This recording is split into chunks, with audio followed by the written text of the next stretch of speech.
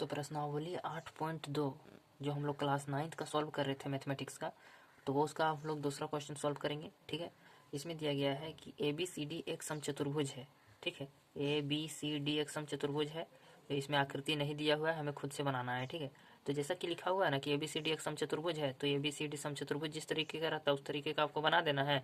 और A B C D कहीं पर भी किसी भी कोने में लिख दीजिएगा। ठीक है, लेकिन हाँ सीरियली लिखिएगा। जैसे यहाँ यदि आप ये लिखिएगा तो यहाँ बी सी डी, या फिर यहाँ ये लिखिएगा तो इधर बी सी डी, इस तरीके से। ठीक है, मतलब ये बी ऐसे करके नहीं लिख देना है।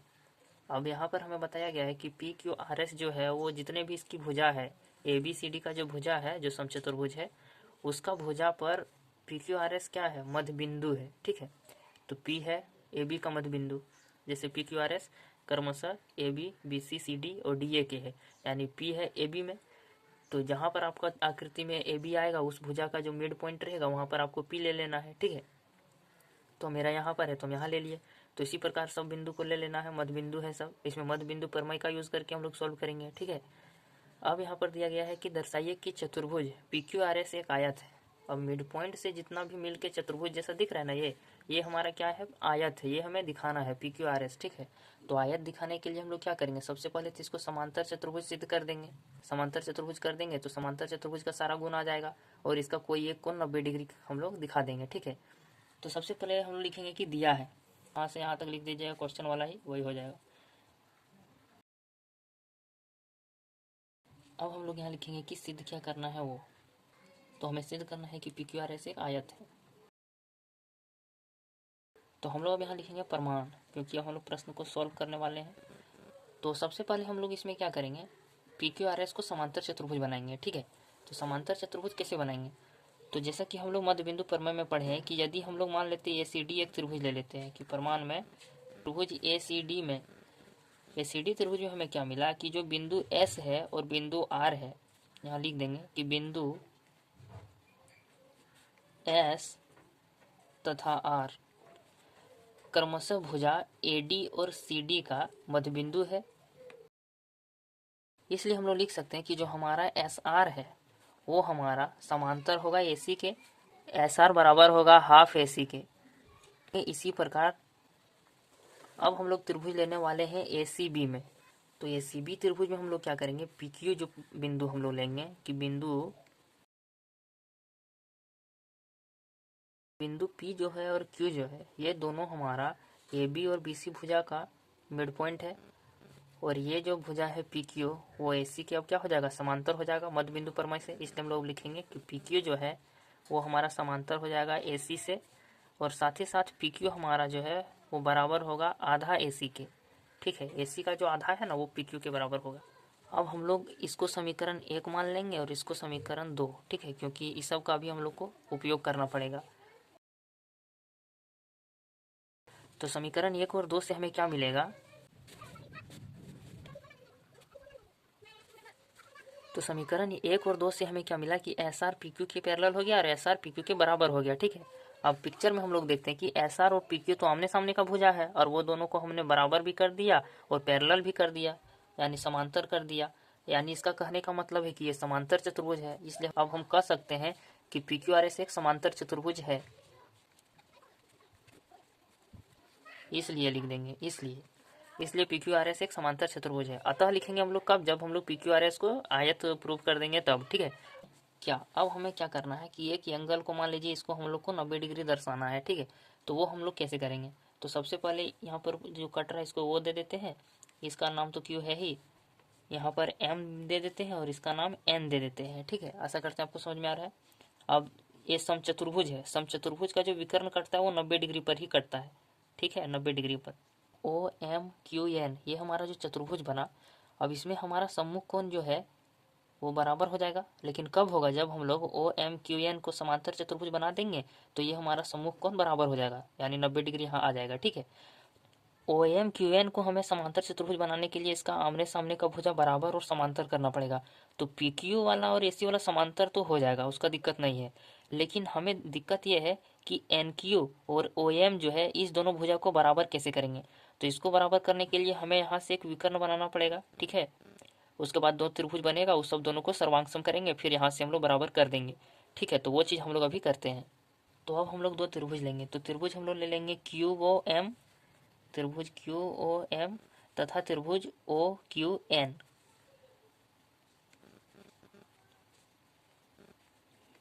अब हम लोग क्या करेंगे, इसमें हमारा जो एंगल क्यू ओ एम है, हम लोग इसमें एंगल फिर साइड फिर एंगल इसके तरह इसके यूज करके हम लोग इसको सर्वांग है क्यू ओ एम, ये हमारा बराबर हो जाएगा एंगल ओ क्यू एन के। और यहाँ पर लिख देंगे एकांतर कौन है,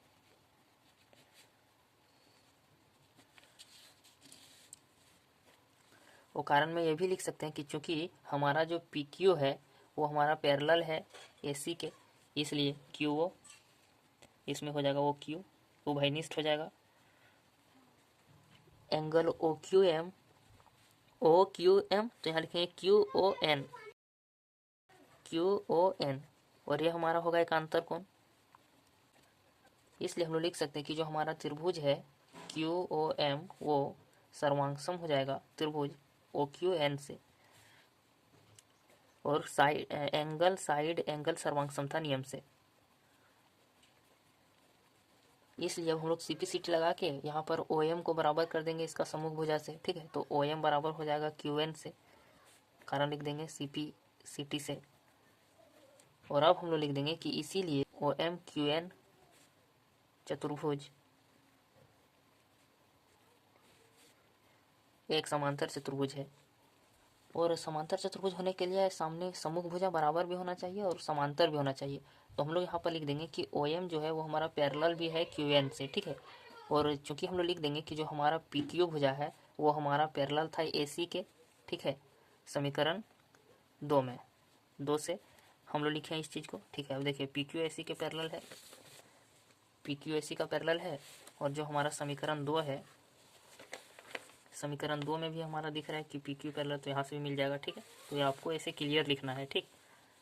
अब ओ एम क्यू एन हमारा एक समांतर चतुर्भुज हो गया। ए बी सी डी एक समचतुर्भुज है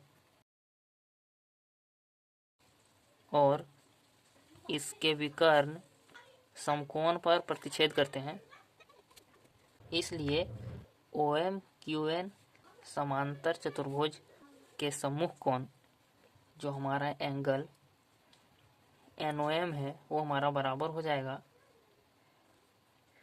एंगल एम क्यू एन के, ठीक है। ये हमारा बराबर हो गया कि नहीं, और ये बराबर है 90 डिग्री के। अब हम लिख सकते हैं कि अतः पी क्यू आर एस एक आयत है।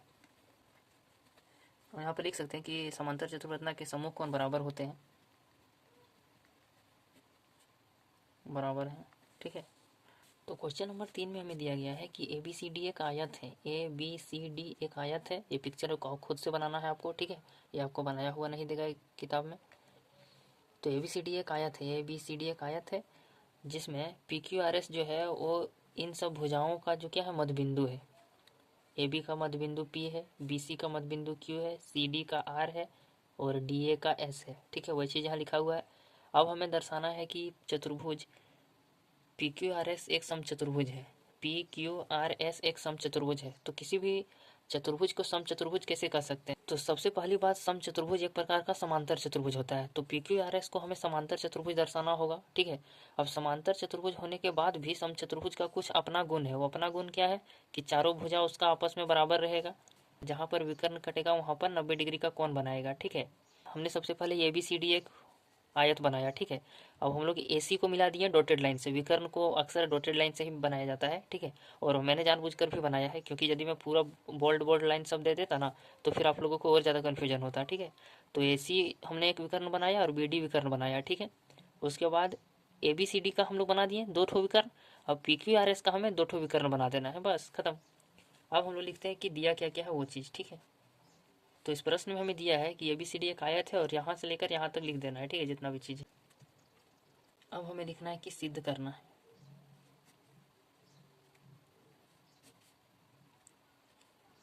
तो सिद्ध हम करेंगे कि जो PQRS है वो एक समचतुर्भुज है। तो प्रमाण में हम लोग लिखते हैं। तो सबसे पहला भी हमारा उद्देश्य ये है कि हमें PQRS को किसी भी तरीके से समांतर चतुर्भुज बनाना है, ठीक है। उसके बाद हम लोग सारे भुजा को बराबर करेंगे। तो पहले हम लोग लिखते हैं कि कैसे बनाएंगे, तो हम लोग मध्य बिंदु प्रमेय का यूज़ करने वाले हैं। अब ये क्वेश्चन जैसे कि लंबा बनेगा तो हम लोग इसको शॉर्ट में कैसे लिखा जाता है ना, वो चीज़ बताएंगे। ठीक है, ये क्वेश्चन जो 3 है ये आपका 2 का उल्टा ही है।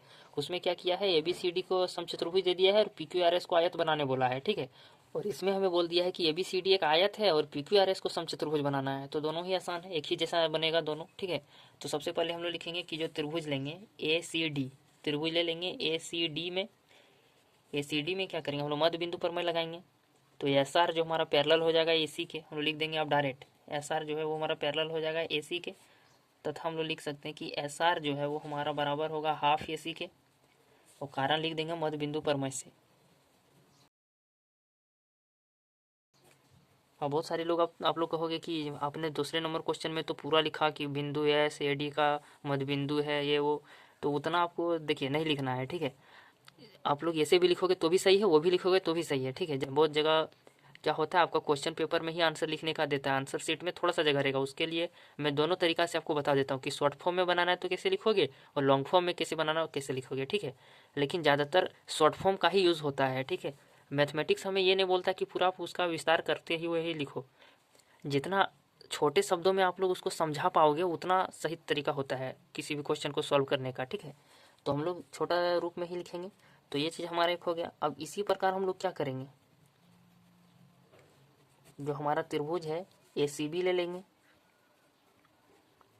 और इसमें भी मध्य बिंदु पर मैं लगाएंगे, तो हमारा क्या हो जाएगा, PQ जो है वो हमारा AC के क्या हो जाएगा, पैरेलल हो जाएगा। PQ पैरेलल हो जाएगा AC, साथ ही साथ PQ हमारा बराबर हो जाएगा हाफ AC के, कारण दे देंगे मध्य बिंदु पर मैं से। अब इसको हम लोग ले लेंगे समीकरण 1 मान लेंगे और इसको समीकरण 2 मान लेंगे। ठीक है, अब 1 और 2 समीकरण में हम लोग क्या करेंगे, तो अब हम लोग लिखेंगे कि समीकरण 1 तथा 2 से,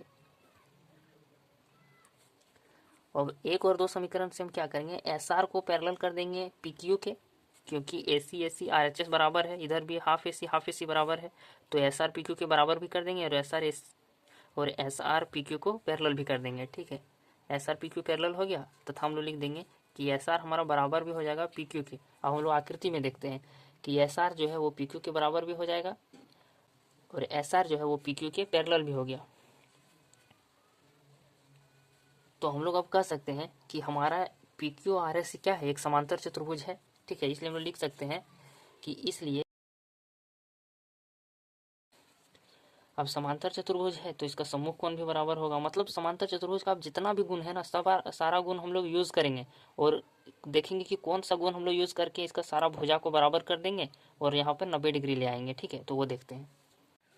तो हम लोगों ने PQRS को एक समांतर चतुर्भुज बना दिया है। ठीक है, तो अब हमें किसी भी तरह दो भुजा जो हमारा है SR और RQ को हम लोग बराबर करेंगे। ठीक है, दोनों को बराबर कर देंगे तो फिर उसका सम्मुख कोण बराबर हो जाएगा और फिर हम लोग इस दोनों छोटे जो त्रिभुज है इसको सर्वांग सम कर देंगे, फिर दोनों त्रिभुज बराबर, दोनों एंगल बराबर होगा, फिर हम लोग 90 डिग्री एक को बना देंगे। ठीक है, आशा करते समझ में नहीं आया होगा, अभी बनाते हैं। तो PQRS को समांतर चतुर्भुज बनाने के बाद अब हम लोग लिखेंगे, अब तो जैसे कि हम लोग जानते हैं कि SR जो है वो पैरेलल है AC के। ठीक है, SR हमारा AC के पैरेलल है, जो कि हम लोग समीकरण 1 में लिखे। उसी तरह हम लोग अब लेंगे कि हम एक ठो त्रिभुज ले लेंगे CBD में। CBD त्रिभुज में क्या होगा, RQ जो हमारा है वो हमारा पैरेलल हो जाएगा BD के, DB, RQ DB के पैरेलल हो जाएगा। ठीक है, तथा RQ बराबर होगा हाफ DB के।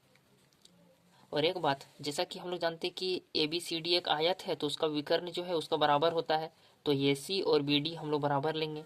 ठीक है, अब यहाँ लिखेंगे क्योंकि इसलिए हमारा जो AC है वो हमारा बराबर हो जाएगा BD के। ठीक है, यह दोनों बराबर हो जाएगा, तो RQ बराबर होगा हाफ AC के। ठीक है, RQ जो हमारा है वो हाफ AC, क्योंकि हम लोग यहाँ पर AC BD बराबर है इसलिए BD के जगह हम लोग AC लिख देंगे। ठीक है, तो RQ बराबर हाफ AC हो जाएगा। साथ ही समीकरण 1 में हमारा क्या है, SR AC के हाफ बराबर है, तो एस आर बराबर है हाफ ए सी के। इसलिए हम लोग लिख देंगे कि आर क्यू जो है वो हमारा बराबर है एस आर के, जो हमारा आर क्यू है वो एस आर के बराबर है। बस यही तक हम लोग का थोड़ा सा प्रॉब्लम था, अब कोई भी प्रॉब्लम नहीं होने वाला है, ठीक है। ये दोनों को बराबर कर लिए ना। अब हम लोग को यहाँ पर 90 डिग्री करना है, तो 90 डिग्री विकर्ण काट रहा है समचतुर्भुज का, तो इसको बनाने के लिए हम लोग क्या करेंगे, O R S O R Q, दो त्रिभुज को सर्वांग करेंगे। त्रिभुज ओ आर एस तथा त्रिभुज ओ आर क्यू में, इसमें हम क्या करेंगे, जो हमारा ये पहले है ना इसी को लिख लेते हैं। जो हमारा एस आर है वो बराबर है क्यू आर के, एस आर क्यू आर दोनों बराबर हो गया। इसको समीकरण 3 ले लेते हैं हम लोग, ठीक है, 2 तक ले लिए थे ना, समीकरण 3 से लिख देंगे। अब एक भुजा हमारा ये बराबर हुआ। अब हम लोग क्या करेंगे, जो ओ आर है, ओ आर बराबर है ओ आर उभयनिष्ठ। अब ओ एस जो है वो हमारा बराबर हो जाएगा ओ क्यू के, ठीक है। यहाँ कारण में लिख देंगे कि समांतर चतुर्भुज के विकर्ण समद्विभाजित करते हैं, ये कितना हम लोग लिख देंगे। अब हम लोग लिखेंगे कि इसीलिए हमारा जो त्रिभुज है ओ आर एस वो बराबर सर्वांगसम हो जाएगा त्रिभुज ओ आर क्यू के। अब कारण हम लोग लिख देंगे साइड साइड साइड सर्वांग समता नियम से। अब हम लोग क्या करेंगे, जो हमारा एंगल है आर ओ एस और R O Q, angle R O S R O Q ये हमारा बराबर हो जाएगा, ठीक है। इसका भी यूज़ हम लोग अभी करने वाले हैं सीपीसीटी से। अब हम लोग लिखेंगे रैखिक युग्म से। तो रैखिक युग्म से हम लोग क्या करेंगे, जो हमारा एंगल आर ओ एस है, आर ओ एस और आर ओ क्यू ये दोनों 180 डिग्री होगा।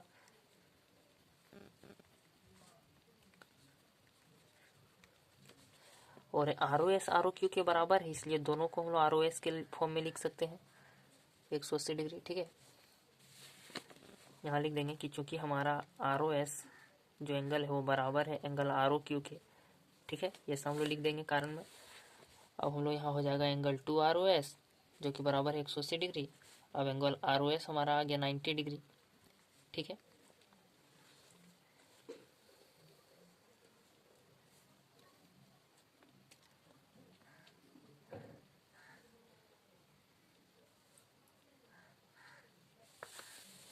अब यहाँ हम लोगों ने जो आर क्यू और एस आर को बराबर किया है ना, आर क्यू और एस आर को जो बराबर कर दिए हैं, तो हम लोग यहाँ लिख देंगे कि पी क्यू आर एस एक समांतर चतुर्भुज है। यहाँ लिख देंगे कि इसलिए पी क्यू आर एस एक समांतर चतुर्भुज है, एक, यहाँ चूंकि लिखेंगे चूंकि पी क्यू आर एस एक समांतर चतुर्भुज है,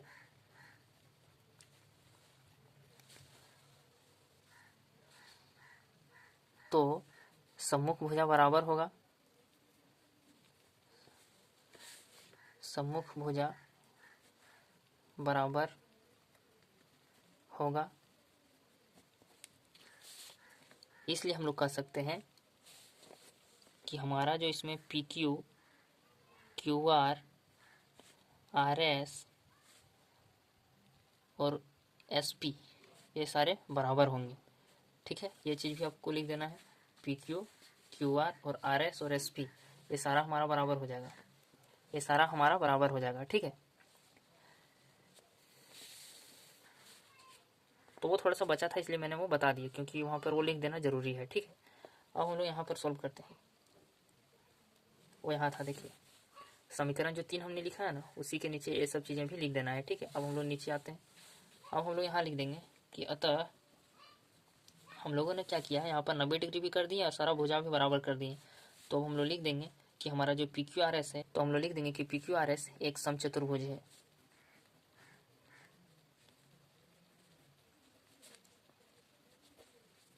प्रूव्ड।